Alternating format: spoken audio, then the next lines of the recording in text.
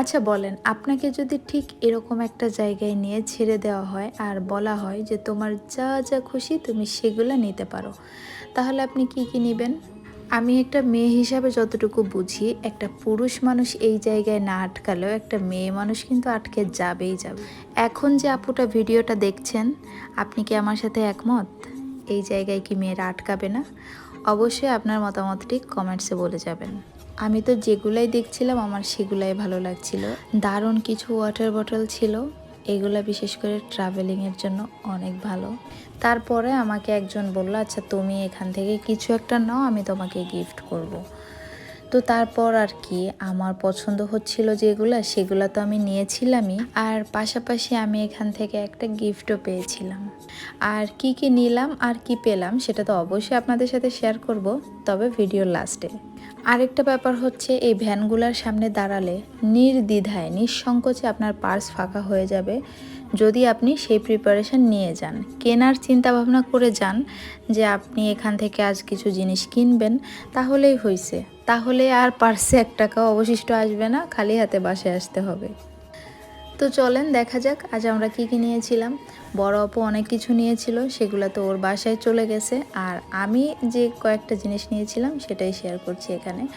আমি হচ্ছে 4 কালারের 4টা কাপ নিয়েছিলাম। এটা চায়ের কাপ বললেও হয়, আবার হচ্ছে এটা কফি মাগ বললেও হয়, কারণ এটা একদম ছোট না, মোটামুটি বেশ একটু বড় সাইজের মধ্যেই।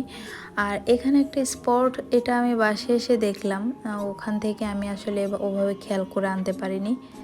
ওখানে কাপ পিরিচ মিলায় সেট বিক্রি হয়, তো ওটা আমি নেইনি, ওটা বড় অপুর বাসার জন্য নিয়েছিল।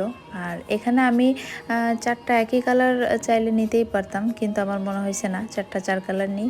আর এই যে যে ছোট্ট ছোট্ট কিউট কাপগুলা, এই দুইটা নিছিলাম, এই দুইটা আমার খুবই ভালো লাগছে।